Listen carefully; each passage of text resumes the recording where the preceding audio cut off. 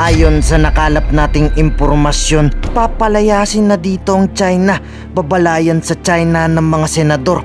Nag-eroplano kasi silang papuntang Pag-asa Island. Binalaan ba naman ng China ang eroplano ng mga senador?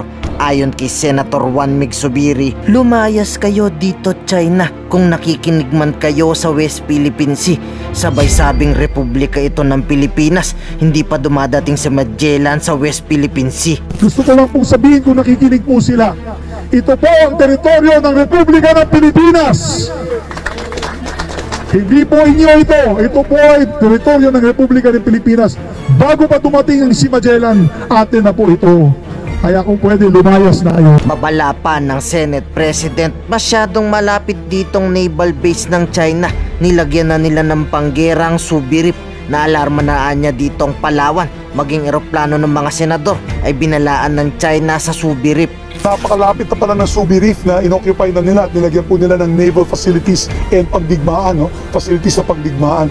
So nakaka-alarma. Yung paglanding nga namin kanina, meron ng mga verbal challenges. Pero ayon kay Defense Secretary Gibo, tatayuan na nila ng military base ang Pag-asa Island. Kailangan protektahan lahat ng sibilyan na malapit dito. Kailangan na anya doon ng Philippine Navy magbantay. Lumalapit na mga barko ng China dito. Sa tingin ko po safe sila because no right-thinking nation will attack civilians. Kailangan po natin ng civilian dito because this is for them. This is not just purely for military purposes. Ang beneficiary nito ay civilians. Pero babala sa Pilipinas ng Chinese Foreign Ministry, tigilan nyo pang poprovoke sa amin Pilipinas. Tumigil kayo, sabi ni Wang Wenbin. Matapos lumabas di kayang pigilan ng China ang Pilipinas, 100 Pilipinong mangingisda tagumpay na lumapit sa border ng West Philippine Sea. 黄岩岛是中国国有领土，中国对黄岩岛及其附近海域拥有不可争辩的主权。中方2016年就菲律宾少量小型渔船在黄岩岛附近海域正常捕鱼活动作出善意的安排，同时依法对非渔民相关活动进行管理和监督。